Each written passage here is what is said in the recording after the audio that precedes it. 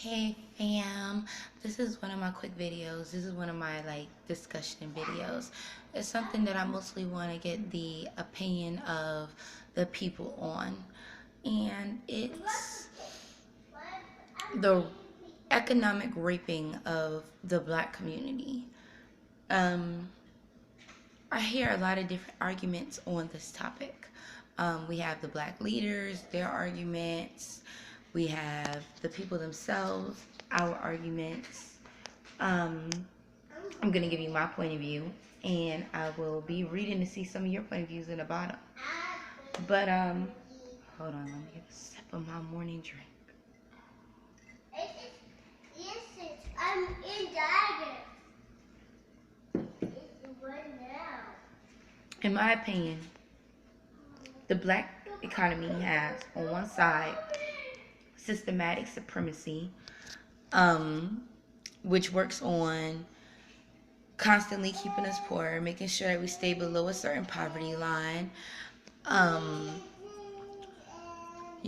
just everything, like from the way clothes, food, housing costs, all of that. Then we have the black so-called conscious community raping us on the other end with the argument that it's for us to build economy and all of the above.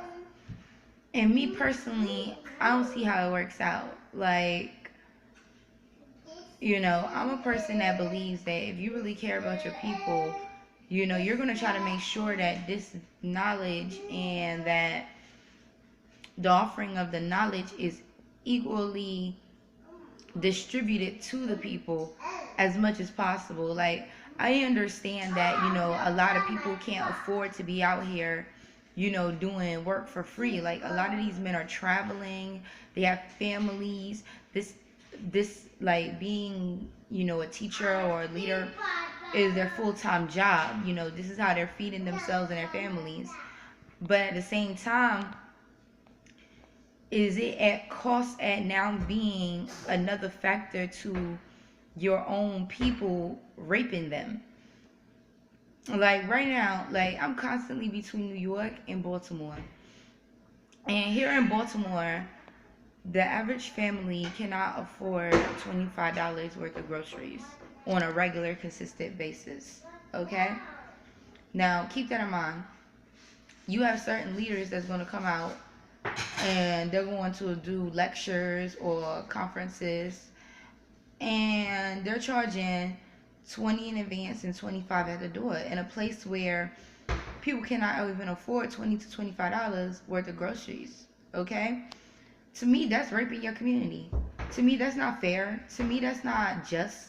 I mean, I don't see why it can't be $5 in advance, $10 at the door. I mean, you're gonna have a lot more people show up, and everybody want to keep making harping on how this $1 can make a difference, but yet every time you turn around, they're like, oh, black people don't support black business. But at the end of the day, the white man, he's raping us too, but he's making things more affordable than our own people was making affordable for us.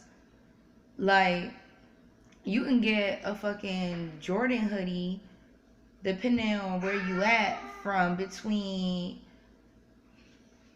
I'm gonna say 35 on the very, very low end to, I'm gonna give it 95 on the very, very high end, depending where you're from. But most people I know is getting a Jordan hoodie at somewhere around the $50 to $60 mark. Okay, whether they're a man or a woman. And you have our conscious community selling us clothes where a hoodie is $80 to $180, where shoes are, and and they're not even the best quality. We talking about canvas material shoes are $80 to $180, and you're pre-ordering this shit a lot of time, and this is including shipping and handling, versus being able to go to your local store and, outsource.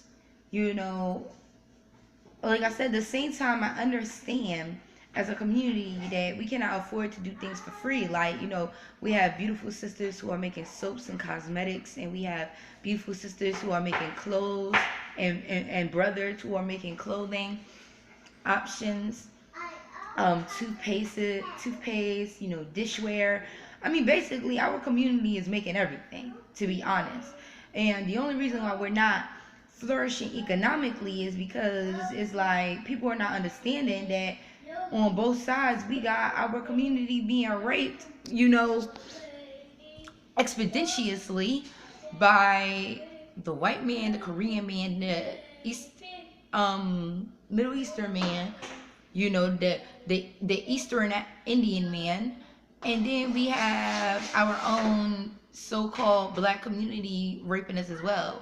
And our black community excuse is always, well, we can afford it for the white man, or we do this for the white man, but we don't support black community. Well, because you're in my community, and because 9 times out of 10, I don't know too many leaders who I've heard their backstory and they was born with a silver spoon out their mouth, okay?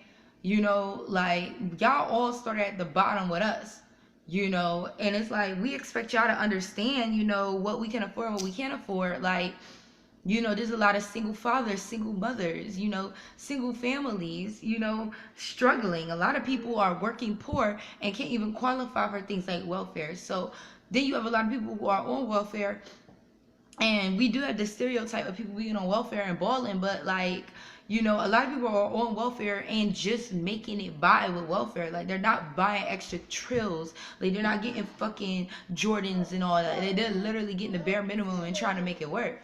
So, it's a very dicey topic. And like I said, this goes back to what I'm saying. Like, I'm tired of hearing leaders talk about ancient Kemet and motherfucking Lumeria and all this fucking lullaby shit. Like, I want to be in reality. Like, I want to hear people debate and talk about shit that affect us right now as a people, and how we can solve these issues, like the one I'm bringing up in this video. Because, like, I'm just giving my opinion and just throwing things out. I want to hear what you guys got to say.